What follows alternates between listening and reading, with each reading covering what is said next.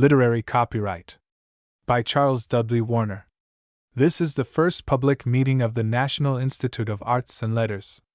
The original members were selected by an invitation from the American Social Science Association, which acted under the power of its charter from the Congress of the United States.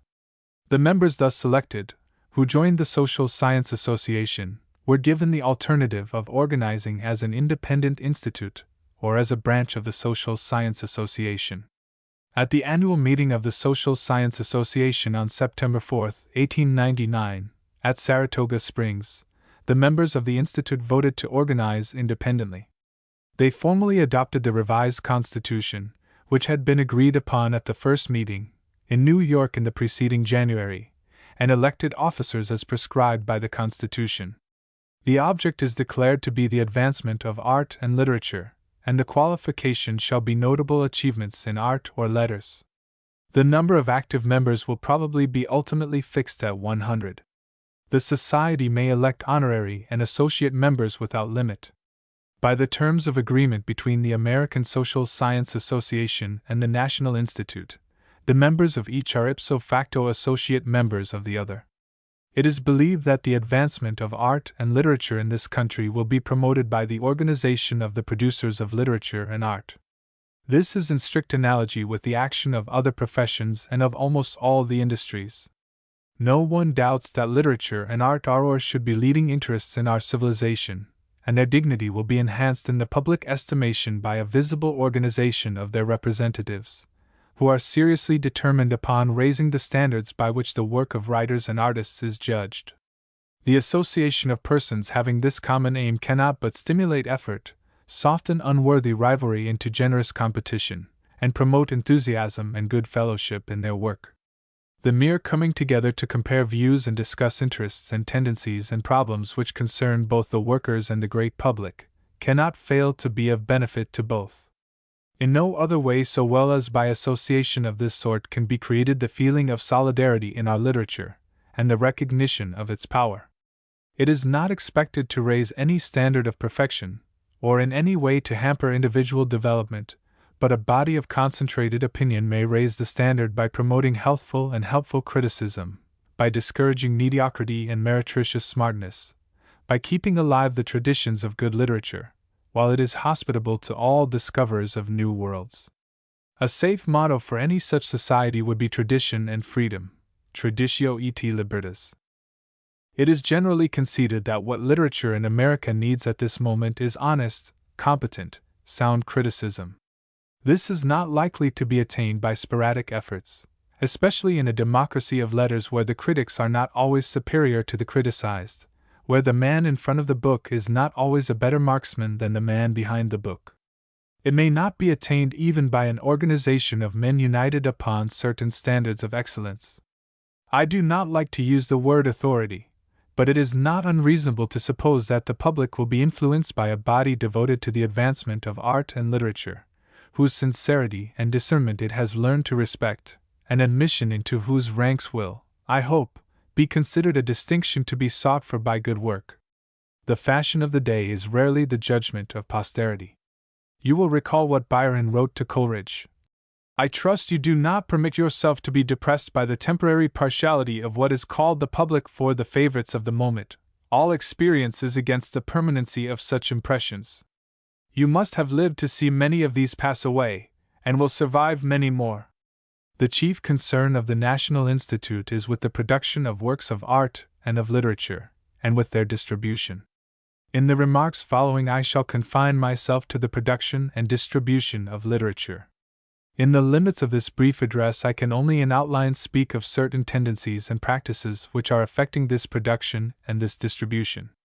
The interests involved are, first, those of the author, second, those of the publisher, third, those of the public.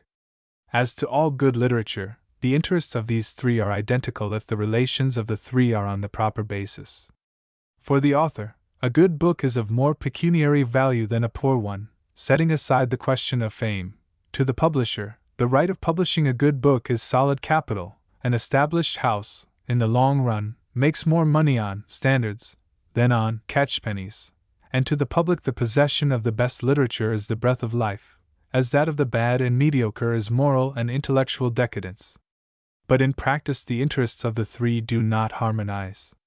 The author, even supposing his efforts are stimulated by the highest aspirations for excellence, and not by any commercial instinct, is compelled by his circumstances to get the best price for his production. The publisher wishes to get the utmost return for his capital and his energy, and the public wants the best going for the least money.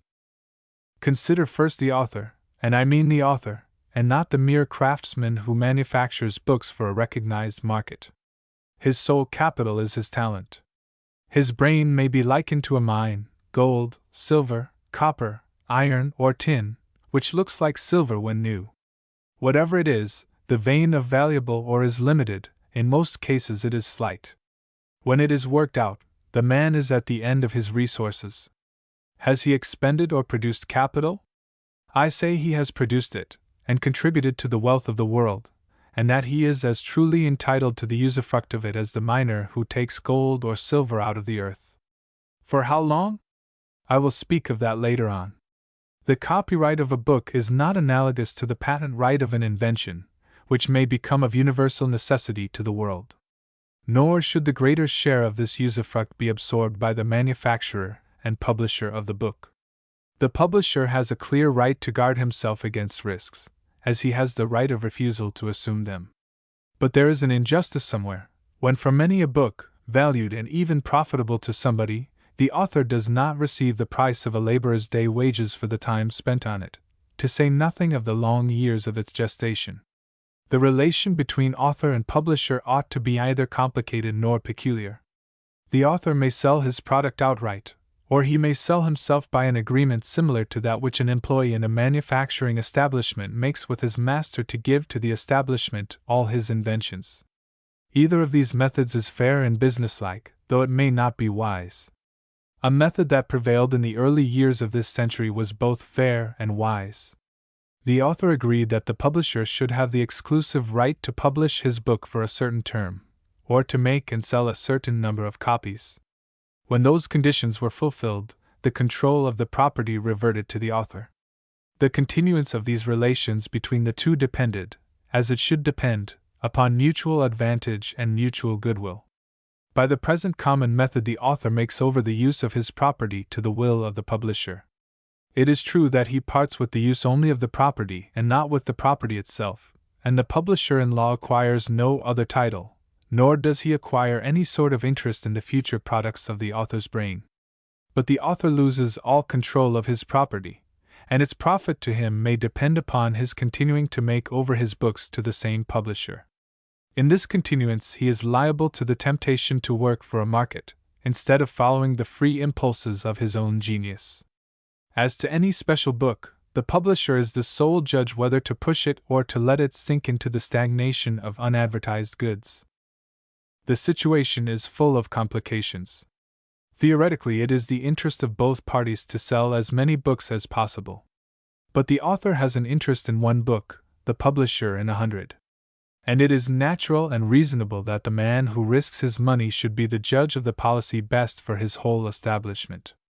I cannot but think that this situation would be on a juster footing all round if the author returned to the old practice of limiting the use of his property by the publisher. I say this in full recognition of the fact that the publishers might be unwilling to make temporary investments, or to take risks. What then? Fewer books might be published. Less vanity might be gratified. Less money might be risked in experiments upon the public, and more might be made by distributing good literature. Would the public be injured? It is an idea already discredited that the world owes a living to everybody who thinks he can write, and it is a superstition already fading that capital which exploits literature as a trade acquires any special privileges. The present international copyright, which primarily concerns itself with the manufacture of books, rests upon an unintelligible protective tariff basis. It should rest primarily upon an acknowledgement of the author's right of property in his own work, the same universal right that he has in any other personal property. The author's international copyright should be no more hampered by restrictions and encumbrances than his national copyright.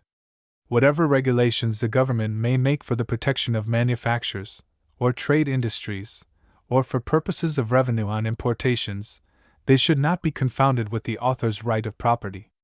They have no business in an international copyright act, agreement, or treaty. The United States copyright for native authors contains no manufacturing restrictions. All we ask is that foreign authors shall enjoy the same privileges we have under our law, and that foreign nations shall give our authors the privileges of their local copyright laws. I do not know any American author of any standing who has ever asked or desired protection against foreign authors. This subject is so important that I may be permitted to enlarge upon it, in order to make clear suggestions already made, and to array again arguments more or less familiar. I do this in the view of bringing before the Institute work worthy of its best efforts, which if successful will entitle this body to the gratitude and respect of the country.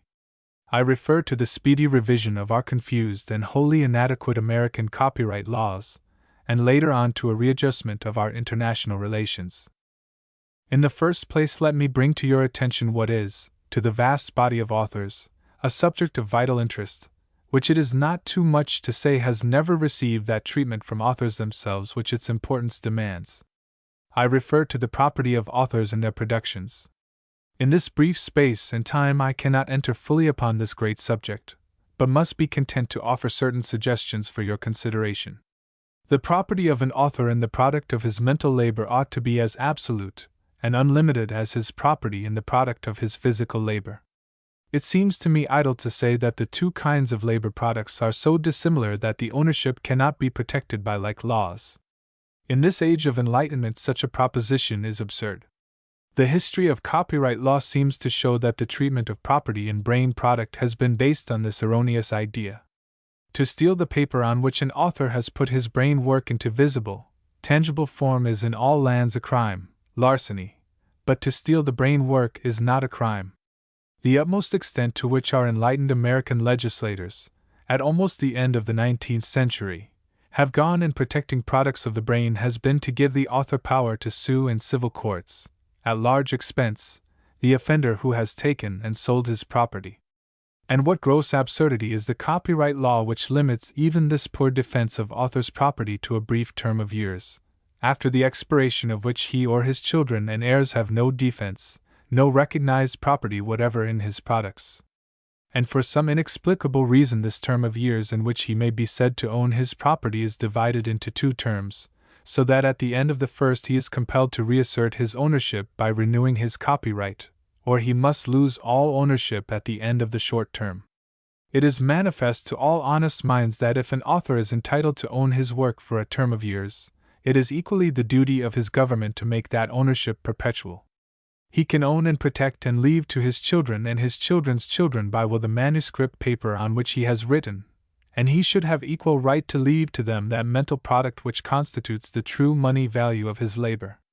It is unnecessary to say that the mental product is always as easy to be identified as the physical product. Its identification is absolutely certain to the intelligence of judges and juries. And it is apparent that the interests of assignees, who are commonly publishers, are equal with those of authors, in making absolute and perpetual this property in which both are dealers. Another consideration follows here. Why should the ownership of a bushel of wheat, a piece of silk goods, a watch, or a handkerchief in the possession of an American carried or sent to England, or brought thence to this country, be absolute and unlimited, while the ownership of his own products as an author or as a purchaser from an author is made dependent on his nationality? Why should the property of the manufacturer of cloths, carpets, satins, and any and every description of goods, be able to send his products all over the world, subject only to the tariff laws of the various countries, while the author, alone of all known producers, is forbidden to do so? The existing law of our country says to the foreign author, "You can have property in your book only if you manufacture it into saleable form in this country." What would be said of the wisdom or wild folly of a law which sought to protect other American industries by forbidding the importation of all foreign manufactures? No question of tariff protection is here involved. What duty shall be imposed upon foreign products or foreign manufactures is a question of political economy. The wrong against which authors should protest is in annexing to their terms of ownership of their property a protective tariff revision. For, be it observed, this is a subject of abstract justice, moral right, and it matters nothing whether the author be American, English, German, French, Hindu, or Chinese, and it is very certain that when America shall enact a simple, just, copyright law, giving to every human being the same protection of law to his property in his mental products as in the work of his hands, every civilized nation on earth will follow the noble example. As it now stands, authors who annually produce the raw material for manufacturing purposes to an amount and value of millions, supporting vast populations of people, authors whose mental produce rivals and exceeds in commercial value many of the great staple products of our fields, are the only producers who have no distinct property in their products, who are not protected in holding on to the feeble tenure the law gives them, and whose quasi-property in their works, flimsy as it is limited to a few years, and cannot with certainty be handed down to their children. It is said that it is impossible for the author to obtain an acknowledgement of absolute right of property in his brain work. In our civilization we have not yet arrived at this state of justice. It may be so. Indeed, some authors have declared that this justice would be against public policy. I trust they are sustained by the lofty thought that in this view they are rising above the petty realm of literature into the broad field of statesmanship. But I think there will be a general agreement that in the needed revisal of our local copyright law we can attain some measure of justice. Some of the most obvious hardships can be removed. There is no reason why an author should pay for the privilege of a long life by the loss of his copyrights, and that his old age should be embittered by poverty because he cannot have the results of the labor of his vigorous years. There is no reason why if he dies young he should leave those dependent on him without support, for the public has really no more right to appropriate his book than it would have to take his house from his widow and children. His income at best is small after he has divided with the publishers. No, there can certainly be no valid argument against extending the copyright of the author to his own lifetime, with the addition of 40 or 50 years for the benefit of his heirs. I will not leave this portion of the topic without saying that a perfectly harmonious relation between authors and publishers is most earnestly to be desired, nor without the frank acknowledgement that, in literary tradition and in the present experience, many of the most noble friendships and the most generous and helpful relations have subsisted, as they ought always to subsist, between the producers and the distributors of literature, especially when the publisher has a love for literature, and the author is a reasonable being and takes pains to inform himself about the publishing business. One aspect of the publishing business which has become increasingly prominent during the last 15 years cannot be overlooked, for it is certain to affect seriously the production of literature as to quality, and its distribution. Capital has discovered that literature is a product out of which money can be made, in the same way that it can be made in cotton, wheat, or iron. Never before in history has so much money been invested in publishing, with the single purpose of creating and supplying the market with manufactured goods. Never before has there been such an appeal to the reading public, or such a study of its tastes, or supposed tastes, wants, likes and dislikes, coupled also with the same shrewd anxiety to ascertain a future demand that governs the purveyors of spring and fall styles in millinery and dressmaking. Not only the contents of the books and periodicals, but the covers, must be made to catch the fleeting fancy. Will the public next season wear its hose dotted or striped? Another branch of this activity is the so-called syndicating of the author's products in the control of one salesman, in which good work and inferior work are coupled together at a common selling price and in common notoriety. This ensures a wider distribution, but what is its effect upon the quality of literature?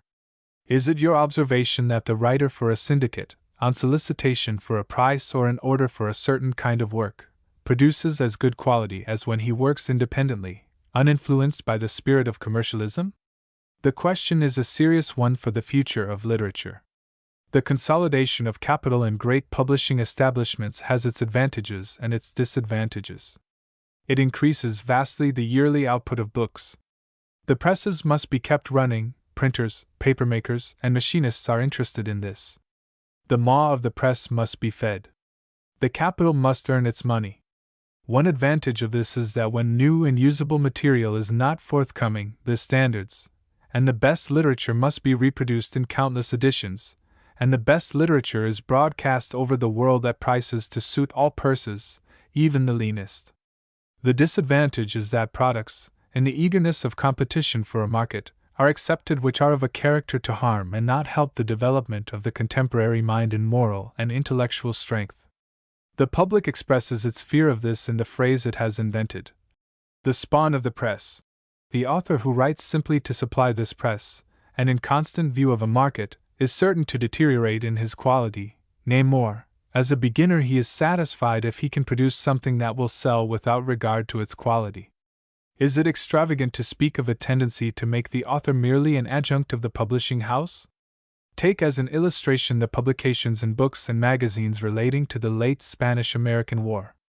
How many of them were ordered to meet a supposed market, and how many of them were the spontaneous and natural productions of writers who had something to say?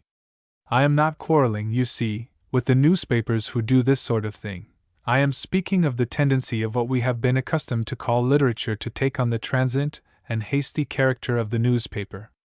In another respect, in method if not in quality, this literature approaches the newspaper. It is the habit of some publishing houses, not of all, let me distinctly say, to seek always notoriety, not to nurse and keep before the public mind the best that has been evolved from time to time, but to offer always something new.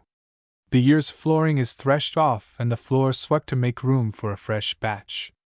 Effort eventually ceases for the old and approved, and is concentrated on experiments. This is like the conduct of a newspaper. It is assumed that the public must be startled all the time. I speak of this freely because I think it as bad policy for the publisher as it is harmful to the public of readers. The same effort used to introduce a novelty will be much better remunerated by pushing the sale of an acknowledged good piece of literature. Literature depends, like every other product bought by the people, upon advertising, and it needs much effort usually to arrest the attention of our hurrying public upon what it would most enjoy if it were brought to its knowledge. It would not be easy to fix the limit in this vast country to the circulation of a good book if it were properly kept before the public.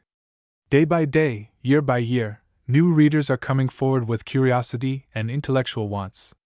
The generation that now is should not be deprived of the best in the last generation. Nay more, one publication, in any form, reaches only a comparatively small portion of the public that would be interested in it. A novel, for instance, may have a large circulation in a magazine, it may then appear in a book, it may reach other readers serially again in the columns of a newspaper, it may be offered again in all the byways by subscription, and yet not nearly exhaust its legitimate running power. This is not a supposition but a fact proved by trial. Nor is it to be wondered at, when we consider that we have an unequaled homogeneous population with a similar common school education. In looking over publishers' lists, I am constantly coming across good books out of print, which are practically unknown to this generation, and yet are more profitable, truer to life and character, more entertaining and amusing, than most of those fresh from the press month by month. Of the effect upon the literary product of writing to order, in obedience to a merely commercial instinct, I need not enlarge to a company of authors, any more than to a company of artists I need to enlarge upon the effect of a like commercial instinct upon art. I am aware that the evolution of literature or art in any period, in relation to the literature and art of the world, cannot be accurately judged by contemporaries and participants, nor can it be predicted. But I have great expectations of the product of both in this country, and I am sure that both will be affected by the conduct of persons now living. It is for this reason that I have spoken. End of Project Gutenberg's Literary Copyright, by Charles Dudley Warner.